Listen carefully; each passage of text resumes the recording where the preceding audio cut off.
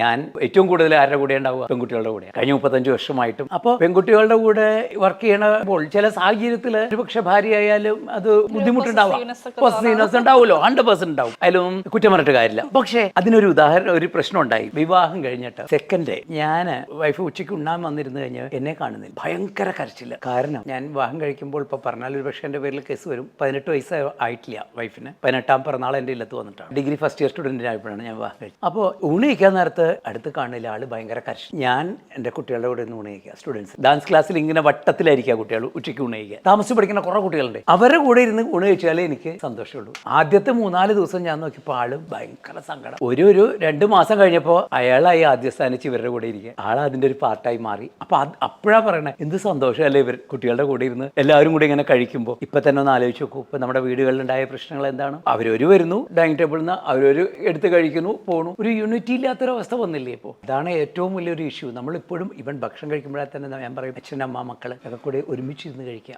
മനസ്സിലായോ? അവിടെ തന്നെ നമുക്ക് പല പല കാര്യങ്ങളും നമുക്ക് ഡിസ്കസ് ചെയ്യാം. നമ്മുടെ പ്രൊഡക്ഷൻ ഇപ്പോൾ കലയായിട്ട് ബന്ധപ്പെട്ടാണെങ്കിലും നമുക്ക് അങ്ങനെ പല കാര്യങ്ങൾ ചെയ്യാം. കുടുംബം തീർച്ചയായിട്ടും എല്ലാവരും ഒരു രംഗത്താണെങ്കിൽ, ഏത് ഫീൽഡിലാണെങ്കിലും, ഇപ്പോൾ കുടുംബം തന്നെയല്ല. എൻ്റെ അനുജത്തി അതേ കലാക്ഷേത്ര ആണ്, ഡാൻസറാണ്. ഞങ്ങളുടെ വീട്ടിൽ 18ഓളം ഡാൻസേഴ്സ് ഉണ്ട് എൻ്റെ ഫാമിലിയായിട്ട് ബന്ധപ്പെട്ട് ടോട്ടൽ. അപ്പോൾ അതൊരു വലിയ അനുഗ്രഹം, അത്രയേ ഉള്ളൂ.